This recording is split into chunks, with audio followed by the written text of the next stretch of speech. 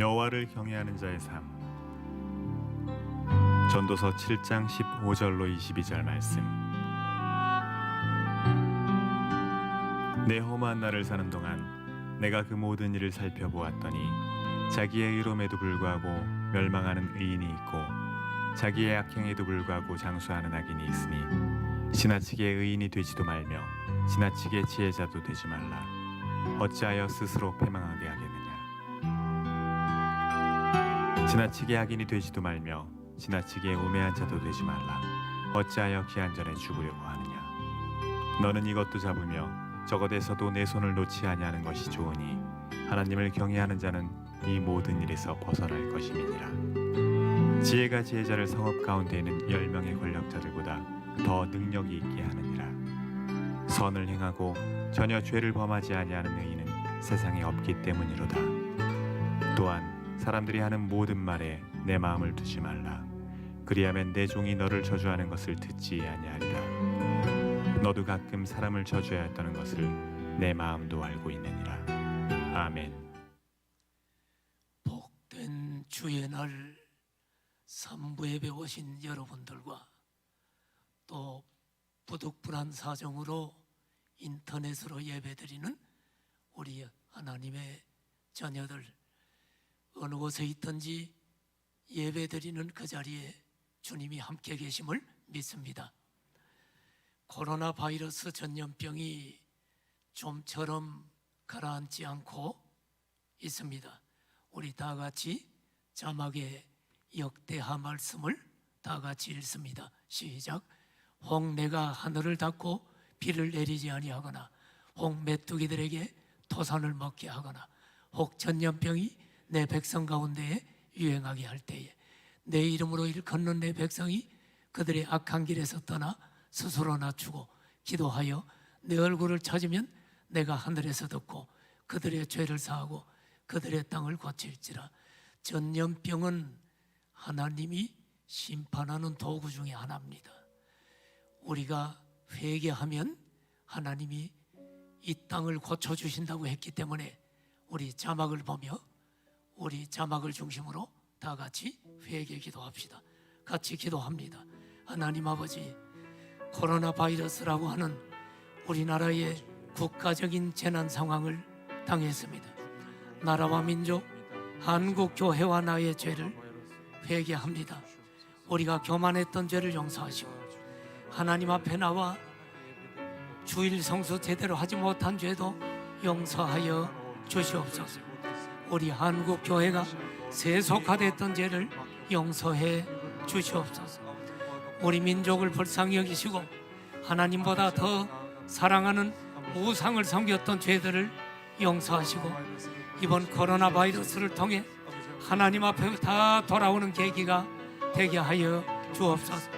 우리나라의 지도자들을 긍휼히 여기시고 우리 지도자들이 코로나 바이러스를 다 잠잠케 할 수 없다는 것도 깨닫는 계기가 되게 하시고 하나님 앞에 다 무릎을 꿇게 하여 주시옵소서. 하나님 아버지, 이 전염병을 사라지게 하셔서 하나님 앞에 나와 우리가 마음껏 찬양하며 영광 돌리도록 다시 한번 긍휼을 베풀어 주옵소서. 우리 전염병에 걸린 자들을 치유하여 주시고 방역에 수고하는 의료진들과 종사자들을 하나님이 힘주시고 붙들어 주시옵소서.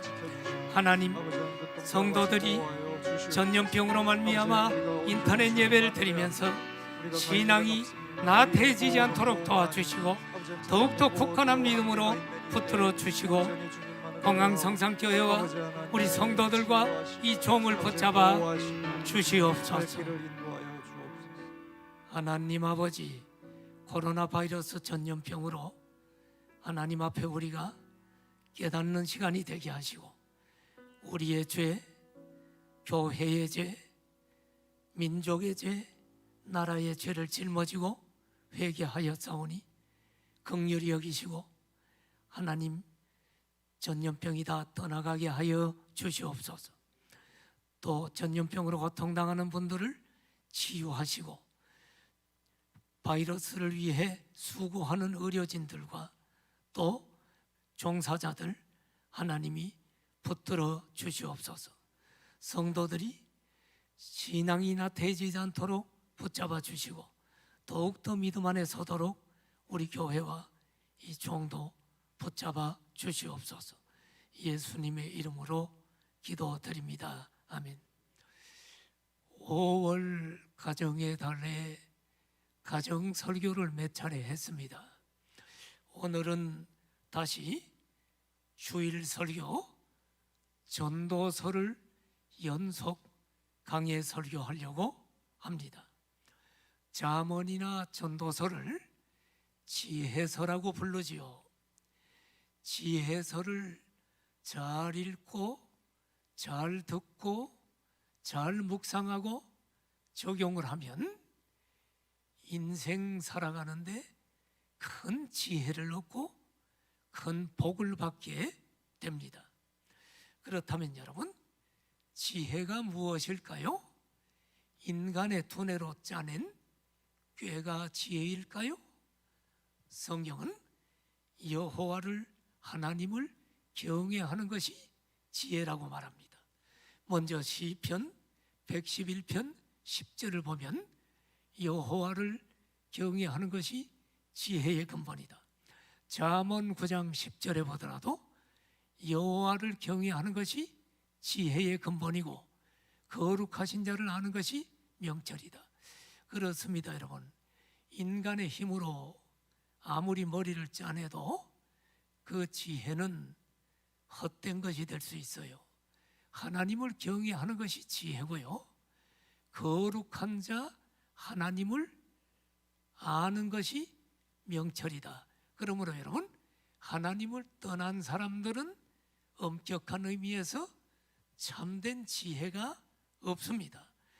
여호와를 경외하는 사람이 참된 지혜를 가진 사람입니다. 저는 오늘 여호와를 경외하는 자의 삶이라는 제목으로 하나님의 말씀을 전하려고 합니다. 그렇다면 여러분, 여호와를 경외하는 자의 삶은 어떤 삶일까요? 오늘 본문을 따라 첫째로 지나치게 의인되지 않는 삶이다. 하나님을 경외하는 자는 지나치게 의인되지 않습니다. 자, 이 말이 뭔가요? 그러면 목사님, 지나치게 의인되지 않으면 적당하게 지금 죄를 지라는 얘기입니까? 자, 성경 보고 설명합시다. 오늘 본문의 시작이 전도서 7장 15절이죠. 솔로몬이 전도서를 기록했는데 솔로몬은 부귀와 영화를 다 누린 왕이고 지혜의 왕입니다. 그가 인생을 살며 수많은 사람들을 보면서 연구하고 그는 살펴보면서 이렇게 얘기합니다. 내 허무한 날을 사는 동안 내가 그 모든 일을 살펴보았더니 자기의 의로움에도 불구하고 멸망하는 의인이 있고 자기의 악행에도 불구하고 장수하는 악인이 있다. 솔로몬은 덧없는 이 허무한 인생을 살면서 세상 만사를 다 겪어봤는데 세상에는 참 모순된 일이 많더라는 것입니다.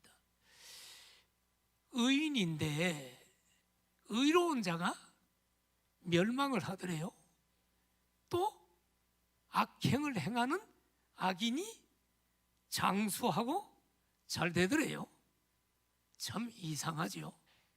그러면서 솔로몬이 그 다음 16절에 뭐라고 이야기를 하냐면, 여러분 지나치게 의인 되지 마십시오. 지나치게 지혜자 되지 마세요.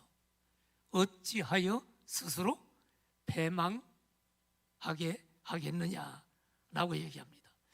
지나치게 의인 되지 말라.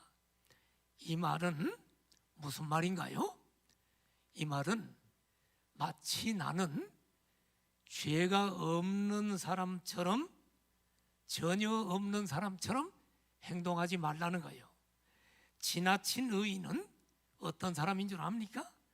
남의 허물을 보면 날카롭게 지적하고 판단하는 자입니다. 다시 말하면 자칭 내가 의인입니다. 여기 말하는 16절의 의인은 예수님을 믿음으로 말미암아 의로워지는 의인이 아닙니다.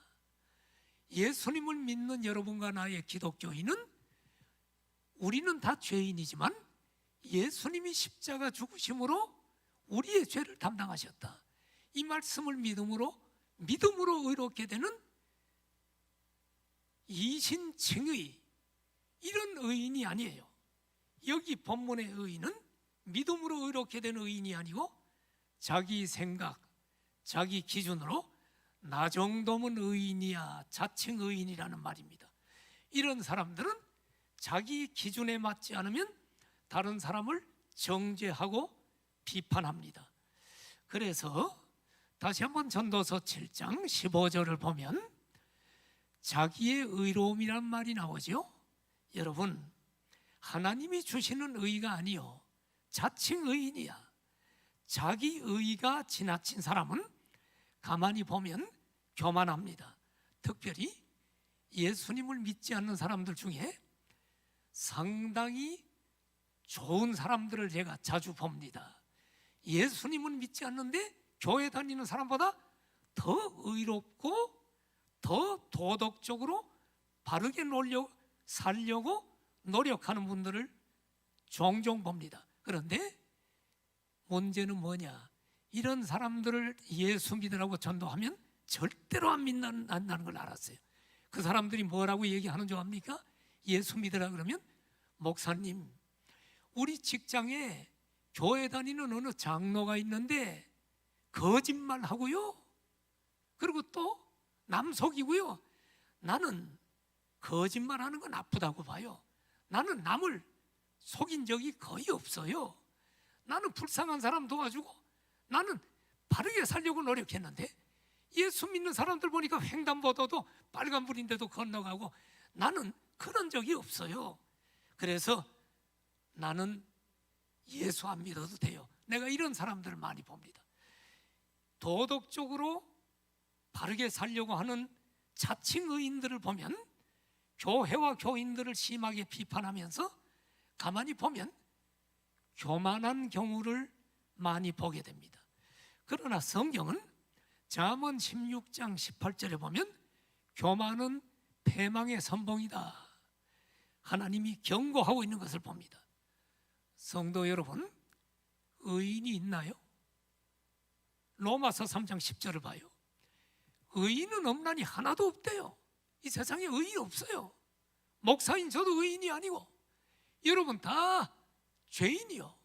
로마서 3장 23절을 보세요. 모든 사람이 죄를 범하였음에 하나님의 영광에 이르지 못한다. 모든 사람은 지금 갓 태어난 어린 아기도 포함되고 기부금을 600억을 갖다 기부금을 한 정치인들도 포함되고 이 세상에 한 사람도 예외 없이 아담과 하와의 후손은 모두 원죄를 가지고 태어난다. 그래서 모두 하나님의 영광에 이르지 못하고 죽은 이후에 지옥 간다. 이것이 성경의 선언입니다. 여러분, 모든 사람은 죄 가운데 태어나서 끊임없이 마음속으로 죄짓고 행동으로 죄짓고 여러분 살아갑니다. 예. 여러분, 의인은 없어요. 오늘 읽어드린 전도서 7장 20절을 보더라도 의인은 없다고 얘기합니다. 선을 행하고 전혀 죄를 하나도 범하지 아니하는 의인은 한 사람도 없다. 그러므로 여러분, 하나님을 경외하는 자, 다시 말하면 참된 지혜자는 어떤 삶을 사느냐? 자기가 의롭다라고 자기 의에 도취되어서 남을 정죄하거나 교만한 삶을 살아가지 않아요. 오히려 내가 예수님 믿고 믿음으로 의로워진 그 은혜를 감사하면서 겸손하게 하나님, 나는 죄인입니다.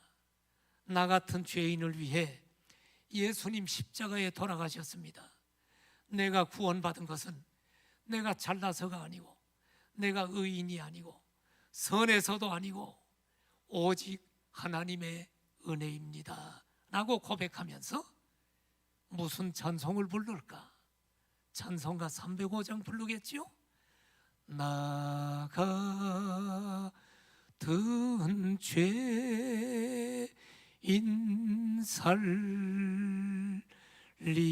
살리신 주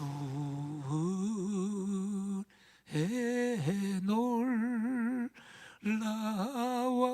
놀라와. 이 찬송 부르면서 주님의 은혜를 감격하며 눈물을 흘립니다. 예수님께서 바리새인과 세리에 대해 비유로 하신 말씀을 한번 여러분 들어보십시다. 누가복음 18장입니다.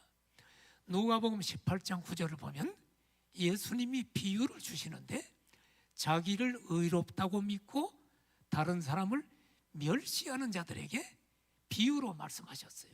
자기를 의롭다고 믿고 다른 사람을 멸시하는 자. 어떤 비유냐? 그 다음 10절을 보니까 여기 두 사람이 나와요.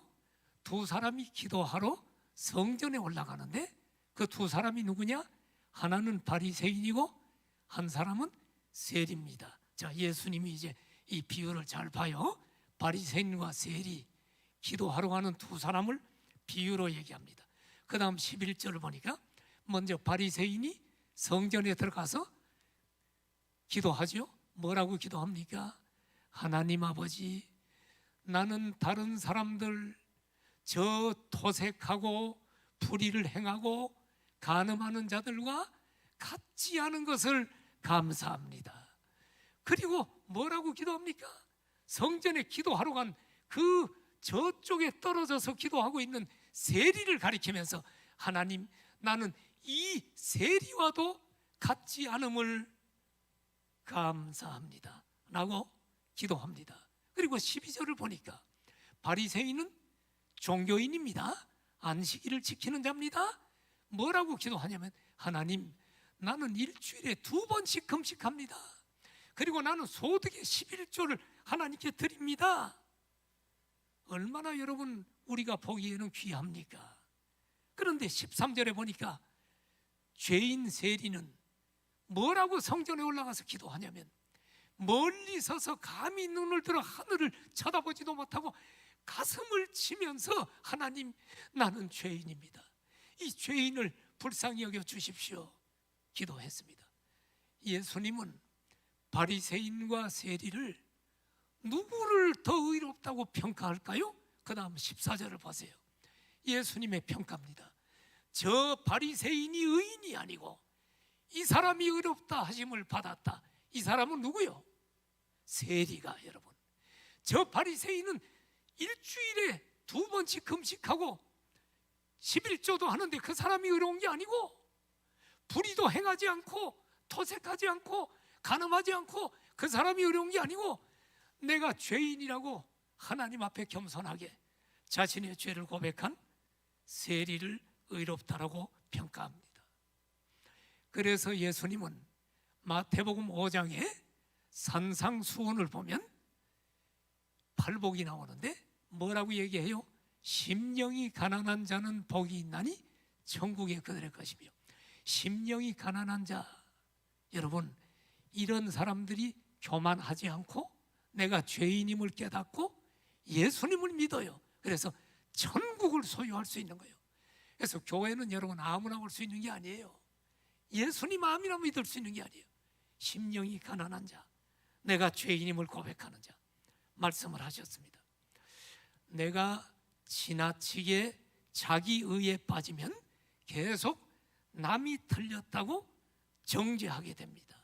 그리고 남의 눈에 티끌을 보면서 지적을 하면서 자기 눈에 들보는 보지 못한다는 사실입니다. 누가 이런 글을 하나 올렸어요. 교회에서 가장 무서운 사람들이라는 제목으로 글을 올렸어. 교회에서 무서운 사람이 누굴까요? 예? 나는 지금 여러분 마스크 쓰니까 너무 무서워. 전부 다 지금 범죄자들만 있는 것 같아가지고 무서운데, 교회에서 가장 무서운 사람들이 누군가 한번 들어봐요. 오랜 동안 새벽 기도 한 번도 빠지지 않고 참석한 집사님의 눈길이 무섭습니다. 이 사람은 주일날 오면 새벽 기도 빠진 장로, 권사, 재직들을 째려봅니다. 두 번째, 11조를 정확하게 꼬박꼬박하는 사람의 눈길이 무섭습니다.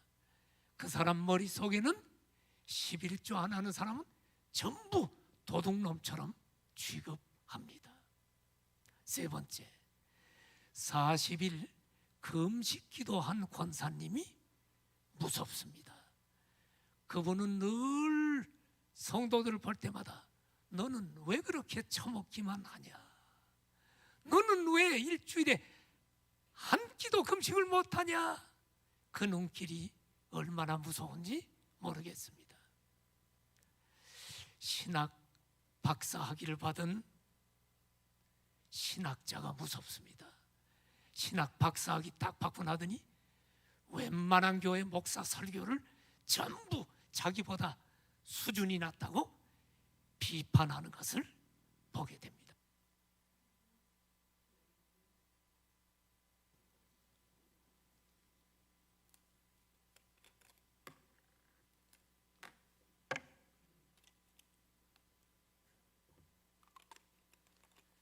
뼈 있는 얘기입니다, 여러분. 아시시의 성자 성 프란체스코를 여러분 많이 아실 겁니다.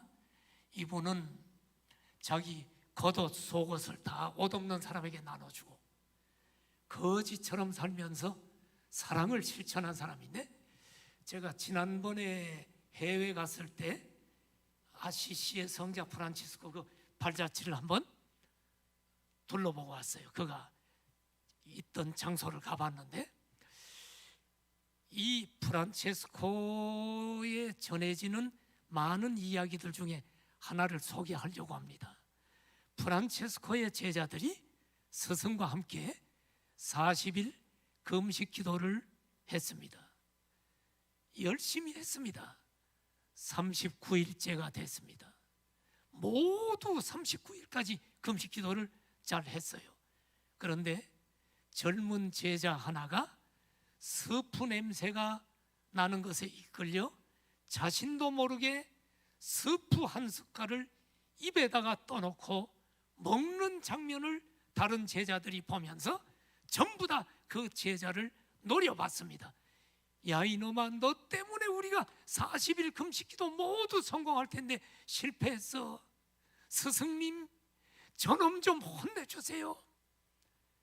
스승인 프란체스코는 그 스프를 떠먹은 제자에게로 다가갑니다. 그리고 숟갈을 듭니다. 그러더니 프란체스코는 스프를 하나 떠가지고 자기 입에다가 넣습니다. 그것을 보는 제자들은 스승이 저럴 수가 있느냐 하고 경악합니다. 그때 성 프란체스코는 제자들에게 조용히 이렇게 말합니다. 여러분, 우리가 금식을 하고 기도를 드리는 목적은 예수님의 인격을 담고 예수님의 성품을 본받아 서로를 사랑하고 참으며 아끼기 위해서 우리는 금식을 합니다. 그런데 저 젊은이가 유혹을 이기지 못하고 39일 만에 금식을 못하고 스프를 떠먹었다고 여러분들은 저 젊은이를 정죄하고 배척하는 것은 하나님 앞에 큰 죄를 짓고 있는 것입니다. 차라리 굶으면서 서로 미워하는 것보다 실컷 먹고 사랑하는 것이 더 낫습니다라는 유명한 이야기를 했습니다.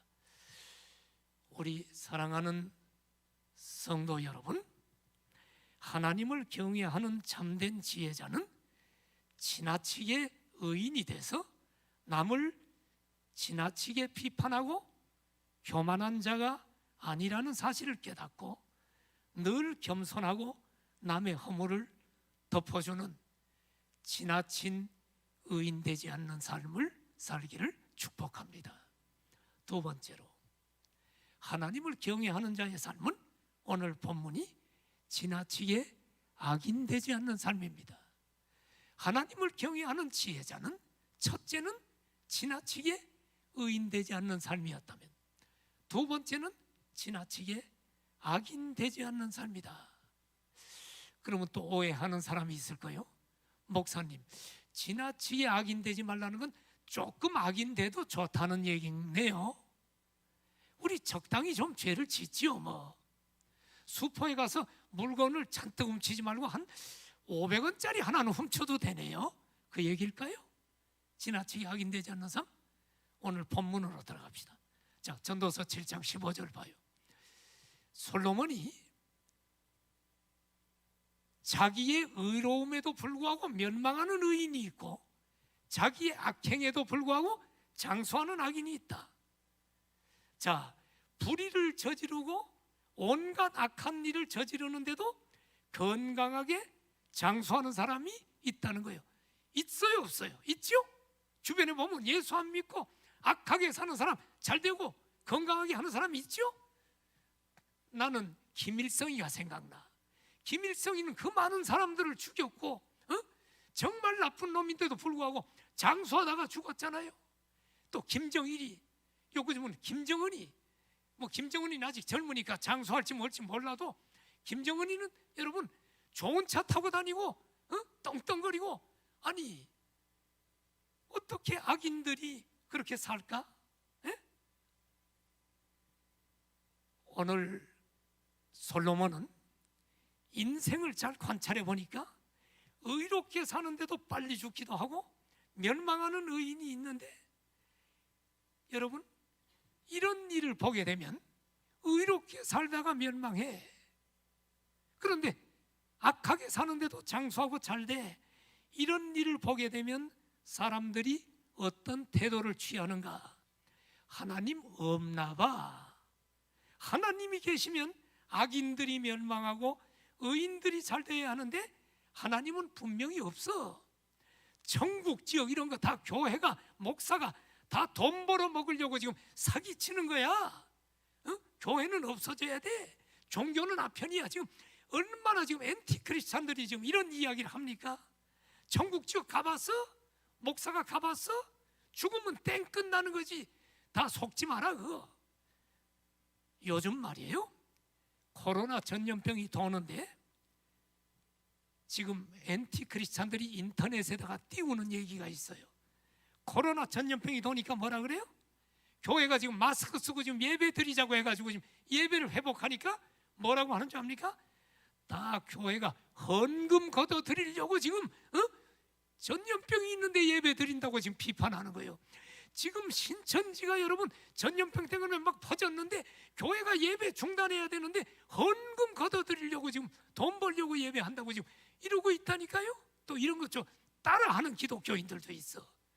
여러분, 헌금 걷어 드리려고 예배 드립니까? 예배는 기독교의 가장 최고의 가치가 예배입니다. 우리는 불가피하게 전염병이 도니까 인터넷 예배를 드리느라고 교회를 잠깐 문을 닫았습니다만은, 그러나 영구히 닫을 수는 없어. 교회는 예배를 드리지 않으면 교회는 기능이 없는 겁니다. 하나님을 경배하는 것이 예수 믿는 기독교인들이 할 일 아닙니까? 물론 우리가 예배를 드린다 그래서 우리가 신천지 같은 사람들이 아니에요. 우리는 정부의 지금 저 대통령이나 정치인들보다 우리는 전염병이 없도록 우리는 기도하고 노력하는 사람들입니다. 그리고 우리는 더 철저히 전염병을 막아야 될 책임이 있는 사람들이 기독교인입니다. 그러니까 우리가 전염병을 퍼뜨리자고 예배드리는 건 아니야. 우리는 철저하게 바깥에 이름 쓰고 열 재고 마스크 쓰고 다 하고 거리 두고 앉아서 우리 식사도 같이 안 합니다. 예배 끝나면 돌아가시라고 합니다. 바이러스가 오염될 이유가 없고 본당 일주일에 지금 3번 이상 지금 예배 드리고 나면 방역을 합니다, 여러분. 다. 그러니까 여러분, 다른 데서 전염병 걸리면 걸려도 교회에서 전염병 걸릴 확률이 없습니다. 예배 드려야 되죠. 우리가 정부가 예배 드리지 말라고 해서 중단하는 게 아니에요. 교회는 정교 분리는 정부의 그런 것을 여러분 예배를 드리지 말란다고 예배 안 드린다. 만일에 코로나 전염병이 계속된다 그러면 여러분 예배당을 계속 문 닫을 수는 없어. 철저하게 우리는 방역을 하고 예배는 계속해야 돼. 만일 공산당 정부에서 여러분 저 북한 같은 공산당 정부에서 예배 드리면 다 죽인다. 죽어도 예배 드리고 순교를 해야 돼. 이것이 기독교인입니다. 믿습니까 여러분? 그런데 헌금을 더 걷어내려고 예배를 드린다고요? 내가 가만히 보니까 예배 안 드릴 때 헌금이 더 들어왔어. 우리 교회는 전부 온라인으로. 그리고 예배 안 드릴 때 헌금이 들어오니까 나갈 돈이 별로 없으니까 성도들이 안 모이니까 나갈 돈이 없잖아. 차량 기름값도 안 나가고 안 나가는 게 많아. 그러다 보니까 교회 헌금이 적자가 되다가 모처럼 예배 안 드리니까 흑자가 됐어. 그럼 예배 안 드리는 게 돈 더 걷는 거지. 아무것도 모르는 친구들이 교만해가지고 하나님을 대적하느라고 그따구 소리들을 하는 것입니다. 자, 여러분, 악을 저지르는 사람들이 왜 악을 저지릅니까? 악을 저질러도 악인들이 장수하고 잘 되거든. 그러니까 하나님을 두려워하지 않아. 자, 전도서 7장 17절을 보십시오. 지나치게 악인 되지도 말고 지나치게 우매한 자도 되지 말아라. 어찌하여 기한 전에 죽으려고 하느냐? 지나치게 악인이 지나치게 우매한 자. 악인은 우매한 자입니다. 예수님을 모르는 자는. 자, 그래서 이 사람들은 하나님을 두려워하지 않으니까 마음대로 죄짓고 마음대로 악을 행합니다. 여러분 보세요. 사람이 처음에 죄를 한번 범하면 양심의 가책을 많이 느끼게 돼. 그런데 죄를 계속 범해도 아무런 재앙이나 나쁜 일이 다가오지 않으면 또 한 번 죄를 짓고 또 한 번 죄를 져. 죄를 반복해도 아무 탈이 없으면 이제는 두려움이 사라지고 점점 더 악행이 심해지고 지나친 악인이 되어갑니다. 결국 하나님의 심판을 피할 수 없게 됩니다. 그래서 오늘 본문 17절은 지나치게 악인이 되지 말아라. 어찌하여 기한 전에 죽으려 하느냐라고 말씀합니다. 우리가요 일반적으로 죄를 한두 번 지어도 하나님께서 그 죄 때문에 즉각 하늘에서 불벼락을 내려 심판하지 않아요. 여러분 한번 물어볼까요? 양심에 손을 얹고 한번 혼자 대답해봐요. 지난 한 주 동안 죄 한 번도 안 진 사람이 있어요? 나는 많이 진 것 같아. 네. 마음으로 짓는 죄까지. 마음으로 짓는 건 나만이 알지. 죄를 많이 졌어. 그런데 죄를 졌다고 불벼락을 때렸어요? 그러면 여기 이 자리에 지금 남아 있을 사람은 없을 거예요. 하나님이 왜 우리 예수 믿는 사람들이 죄를 져도 하늘에서 불벼락으로 심판하지 않나요? 그 이유가 뭔가? 자, 베드로후서 3장 9절 한번 봐요. 자, 하나님은 우리를 사랑하셔서 오래 참으신다는 걸 알아야 돼요. 심판이 없는 게 아니야. 오래 참으사 아무도 멸망하지 않고 다 회개하기에 이르기를 원하시느니라.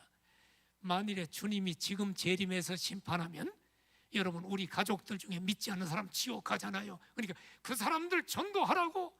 저 교회 밖에 지금 하나님을 대적하는 사람 빨리 돌아와서 예수 믿고 회개하고 구원받으라고. 하나님은 지금 2000년이 넘어도 지금 재림하지 않는 거예요. 하나님이 안 계신 것이 아니라 회개하라고. 우리 교회 다니는 사람도 마찬가지요. 지금 회개하지 않으면 우리도 큰일 당할 수 있는 사람들이 교회에도 있기 때문에 하나님은 지금 참으시고 기다리고 계시는 거예요. 하나님께서 그 죄를 깨닫고 회개하기를 원하십니다. 여기 지나치게 악인이 되지 말라는 말은 가벼운 악행은 얼마든지 범해도 된다는 뜻이 아닙니다. 성경은 악행을 금하고 있지만 예수님을 믿는 사람도 연약한 존재이기 때문에 때로는 넘어지고 때로는 실수하고 때로는 이 세상 살면서 본의가 아니지만 죄짓고 악행을 저지르는 것을 하나님께서는 이해를 해주고 싶어 하시는 거예요. 그래, 너 예수 믿지만 네가 연약해서 그렇게 넘어졌구나 하고 불벼락을 안 때리고 이해를 해주고 싶은 거예요.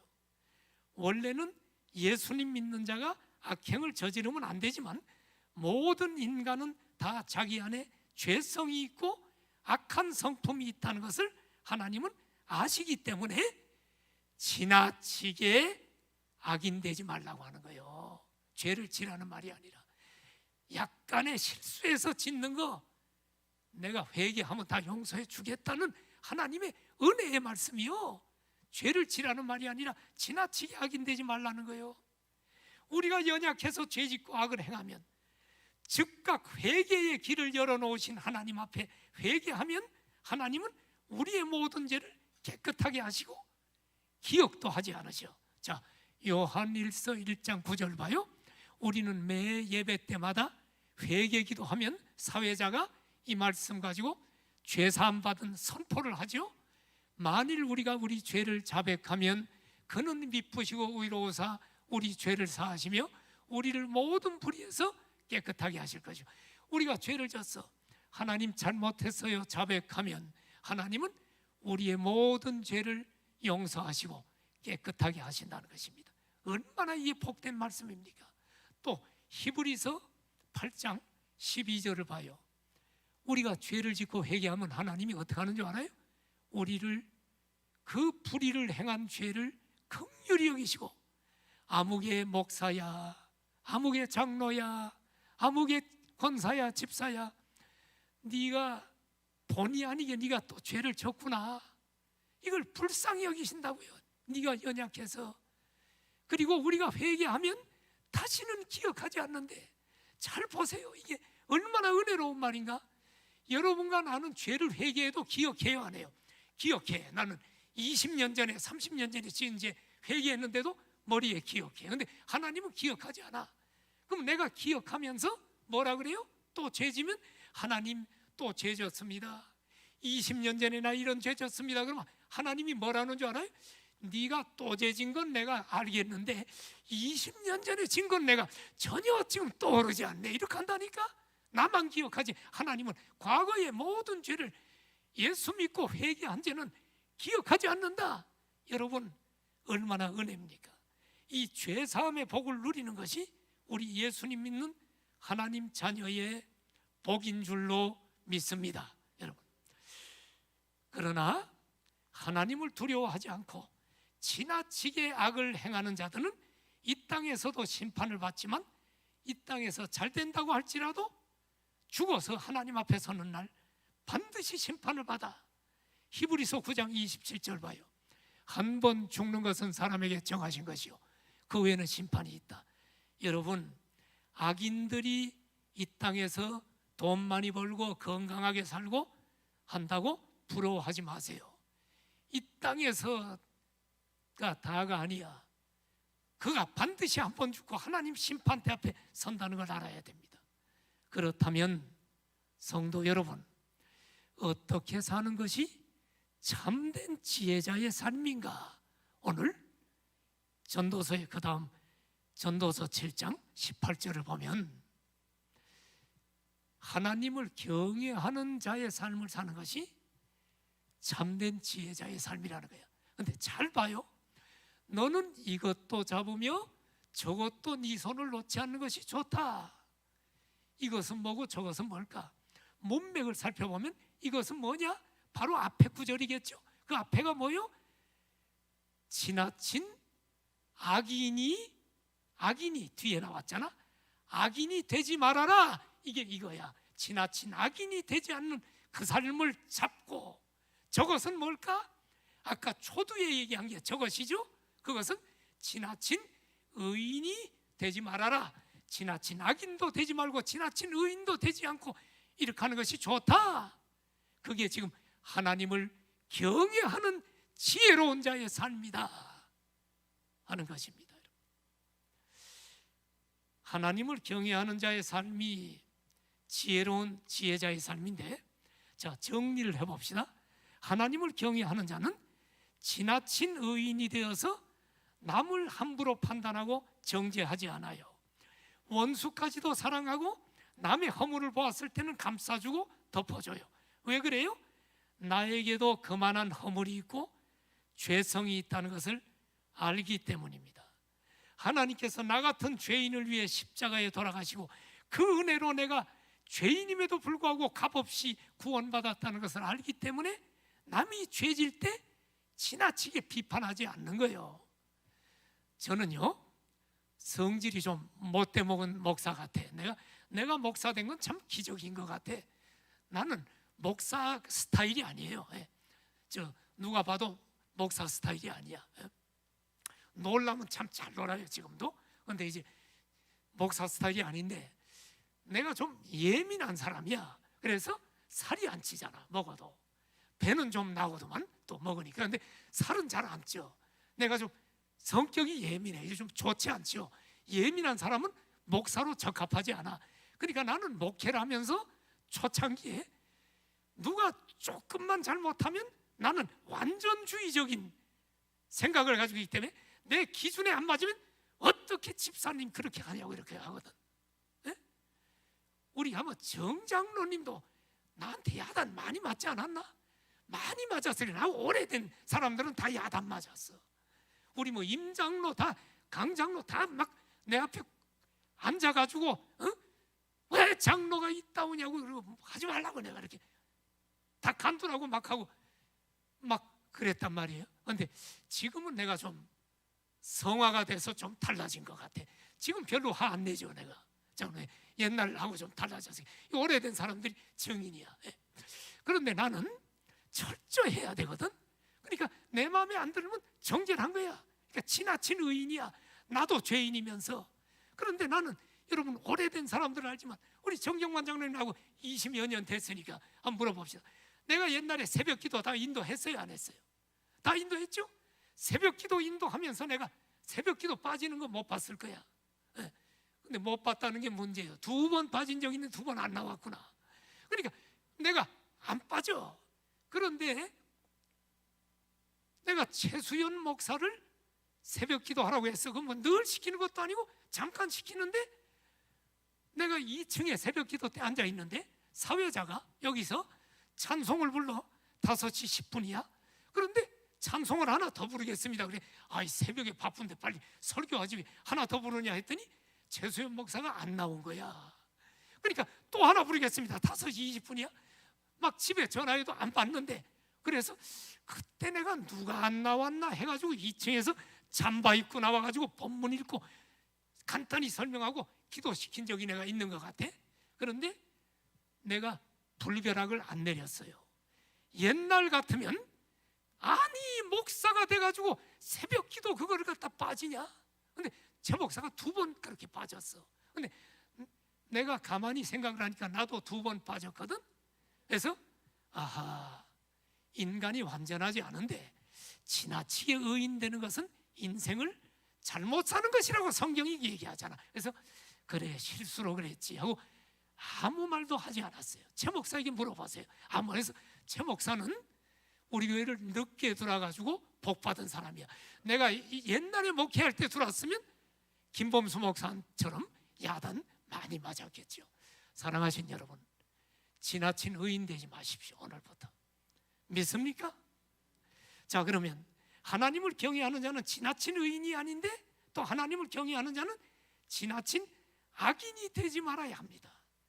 마음대로 악행을 행하지 않아. 인간은 본성상 죄를 지을 수밖에 없지만 하나님을 경외하는 자는 죄를 지을 때마다 내 안에 계시는 성령님의 음성을 듣고 죄를 회개하게 됩니다. 그러므로 지나치게 악을 범하는 삶을 살아갈 수가 없게 돼 있어. 구원받은 사람은.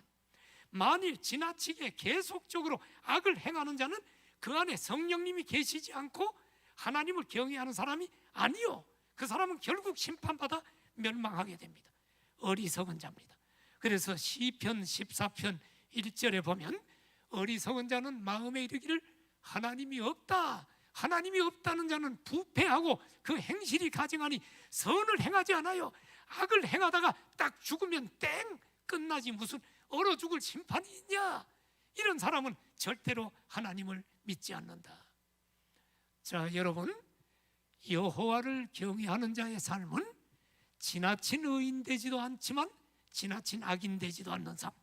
마지막 세 번째로, 여호와를 경외하는 자의 삶은 권력자들보다 더 큰 능력의 삶을 산다는 것을 알아야 될 것입니다. 오늘 전도서 7장 19절을 봅시다. 여기 보니까 지혜가 지혜자를 성읍 가운데 있는 10명의 권력자들보다 더 능력이 있게 하느니라.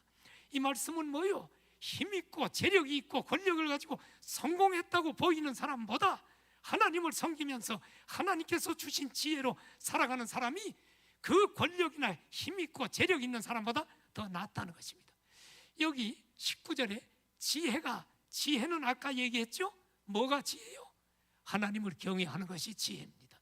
그러므로 여러분, 여호와를 경외하는 것이 지혜인데, 그러면 여호와를 경외하는 지혜자는 왜 권력자들보다 더 능력 있는 삶을 사는 줄 알아요? 왜 그런 줄 알아요? 파수꾼이 성을 지킬지라도 여호와께서 지키시지 않으면 모두가 허사가 되기 때문입니다. 코로나 바이러스도 우리 인간이 아무리 철저히 노력해도 사라지는 듯 싶었는데 이쪽 이태원에서 펑, 또 저쪽 물류센터에서 펑, 여기저기서 펑, 감당을 못합니다. 결국 하나님께서 지키지 않으면 다 허사입니다. 아무리 많은 재물을 모았다고 해도 하나님이 훅 불어버리면 순식간에 날아가 버립니다. 아무리 많은 군대가 쳐들어와도 하나님께서 지켜주시면 머리털 하나 상하지 않습니다. 김일성이가 땅굴 파고 나서 어떻게 한 줄 알아요? 자기 살아생전에 땅굴로 해서 수도 서울에 쫙 다 올라와가지고 일시에 점령하려고 했는데 땅굴을 발견하게끔 우리에게 만들었어요. 그러니까 인간이 할 수 있는 게 아니에요. 하나님이 지켜주시면 지키시는 것입니다. 사무엘상 17장을 보면 어린 소년 다윗이 거대한 힘을 가진 블레셋 장수 골리앗을 싸워서 이기는 내용이 있어요. 소년 다윗은 돌멩이 몇 개로 무장한 장수 골리앗을 돌멩이 가지고 이겨. 싸움에 상대가 되지 않습니다마는 결국 다윗이 물맷돌을 던져서 급소에 맞춰가지고 골리앗을 쓰러뜨리고 그의 목을 치고 승리합니다. 다윗이 골리앗과 싸울 때 이렇게 외칩니다. 사무엘상 17장 45절에 골리앗에게 뭐라고 하는 줄 압니까? 다윗이 야 골리앗아, 너는 칼과 창과 단창으로 내게 오지만 나는 만군의 여호와 이름 네가 모욕하는 이스라엘 군대의 하나님 이름으로 나가노라. 다윗은 하나님을 경외하는 자였단 말이에요. 그래서 그는 골리앗을 이기고 승리하게 되는 것을 보게 됩니다. 여러분, 그렇습니다. 힘과 재산과 능력이 아무리 많다고 해도 지혜가 없으면 그것을 가진 사람에게 짐이 됩니다. 예를 들어 볼까요? 어떤 바보 같은 사람이 100억을 가지고 있다고 해봐. 100억 주면 행복한 줄 압니까? 불행합니다. 그 100억 뜯어먹으려고 주변에 온통 사람들이 그 바보 같은 사람을 이용합니다. 심지어는 나중에 이 사람을 죽이고 돈을 갈취합니다.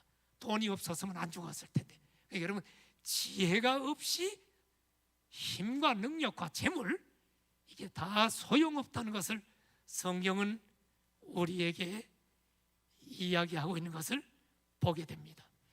이 인생을 살아가는 참된 지혜는 여호와를 경외하는 것입니다. 하나님을 경외함으로 얻어지는 지혜, 하나님을 의뢰함으로 얻는 힘이 인간적인 힘이나 능력보다 훨씬 강하다는 것을 믿고 하나님을 경외하며 살아가시는 성도들 되시기를 축원합니다. 마지막으로 아브라함 링컨 얘기하고 말씀을 마치려고 합니다. 미국 워싱턴에 가면 아브라함 링컨이 다녔던 교회가 있습니다. 그곳에는 링컨 대통령이 평소에 가지고 다니던 성경책이 그대로 보관되어 있는데, 이 성경책은 어머니가 세상을 떠날 때 유산으로 남겨준 책입니다. 이 어머니가 세상을 떠나면서 아브라함 링컨, 어린 링컨을 부르면서 이렇게 말합니다. 얘야, 너는 세상을 살면서 이 성경을 꼭 가지고 다니면서 읽도록 해라. 그래서 링컨은 어머니가 주신 성경을 항상 가지고 다녔습니다. 그는 자라면서 숱한 어려움을 당했습니다. 공부도 제대로 할 수 있는 환경이 아닙니다. 친구들은 혹시 링컨이 자살할까 봐 염려가 돼서 가방이나 주머니를 칼이 있는가를 친구들이 살펴봤는데 칼은 없고 늘 주머니에 성경이 있었다라고 증언하고 있는 것을 보게 됩니다. 링컨은 실패를 많이 경험했습니다. 대통령 선거에서도 실패의 잔을 마셨습니다. 사업에서도 실패했습니다. 사랑하는 애인도 죽었습니다. 국회 상원 의원 선거에도 여러 차례 낙선을 하고 정말 절망을 경험했습니다. 그러나 끝까지 인내하고 견뎌서 결국에 미국의 위대한 대통령이 되었습니다. 어떻게 그렇게 될 수가 있나요? 아브라함 링컨은 그 어려움을 극복할 수 있었던 것은 오직 성경, 어머니가 남겨준 하나님의 말씀, 그 말씀을 의지하고 살았기 때문입니다. 링컨이 사용하던 성경을 보면 손때가 많이 묻은 페이지가 있어요. 그게 뭐냐면 시편 37편입니다. 아마 링컨은 시편 37편을 많이 봤던 것 같아요. 그 내용을 마지막으로 봅시다. 시편 37편 1절에 보면 악을 행하는 자들 때문에 불평하지 말며 불의를 행하는 자들을 시기하지 말지어다. 그들은 풀과 같이 속히 배임을 당할 것이며 푸른 채소같이 쇠잔할 것이미로다.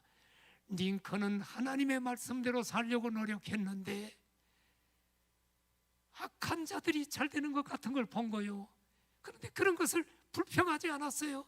그들은 어느 날 하나님 말씀대로 심판받을 거야. 그리고 3절 4절을 보니까 여호와를 의뢰하고 선을 행하라. 땅에 머무는 동안 그의 성실을 먹을거리로 삼을지어다. 또 여호와를 기뻐하라. 그가 내 마음의 소원을 내게 이루어 주시리로다. 그는 하나님을 의뢰하고 그는 악을 행하지 않고 끝까지 선을 행했습니다. 그리고 하나님으로 기뻐했습니다. 그랬더니 그의 마음의 소원을 이루어져서 미국의 역대 대통령 중에 가장 존경받는 대통령 중에 한 사람으로 아브라함 링컨은 우뚝 자리를 잡고 있다는 사실입니다. 성도 여러분, 여러분들은 세상살이를 하면서 지나치게 남들을 비판하고 지나친 의인이 됐다면 오늘 이후로 자신을 돌아보며 지나친 의인 되지 말기를 축복합니다. 또 여러분들이 지나친 악인 되지 말아야 하고 죄를 졌다면 하나님 앞에 늘 회개함으로 죄로부터 자유함을 얻는 여러분들 되시기를 바랍니다. 그리고 여러분들은 이렇게 하나님을 경외하는 여러분들은 이 세상에 힘과 권력 가진 어떤 사람들을 부러워하지 말고 여러분들은 더 큰 능력의 복을 누릴 수 있음을 알고 믿음으로 승리하기를 축복합니다. 고개 숙여 기도합시다. 사랑하시는 성도 여러분, 오늘 말씀 붙들고 한 1분간만 기도합시다. 하나님, 내가 지나친 의인 됐던 건 깨닫게 하시니 감사합니다. 내가 지나친 악인도 되지 말고 죄를 졌을 때는 즉각 하나님 앞에 무릎 꿇고 기도하게 하옵소서. 하나님을 경외하는 삶이 어떤 누구와도 견줄 수 없는 최고의 능력의 삶인 것을 깨달았사오니 하나님을 경외하고 살게 하여 주옵소서. 통성으로 기도합니다.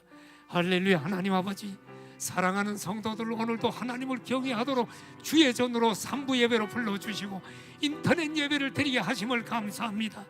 우리가 지나치게 의인되는 삶을 살았다면 회개하고 하나님 아버지, 나 자신의 죄를 돌아보고 겸손하게 하시고 내가 지나친 악인의 삶을 살지 말게 하시고 행여나 죄를 졌다면 하나님 앞에 죄를 고백하고 바로 서게 하시고, 내가 하나님을 경외하는 것이 얼마나 능력 있는 삶인가를 자부심을 가지고 이 땅에서 당당하게 살아가게 하여 주시옵소서. 예수님의 이름으로 기도드립니다. 아멘.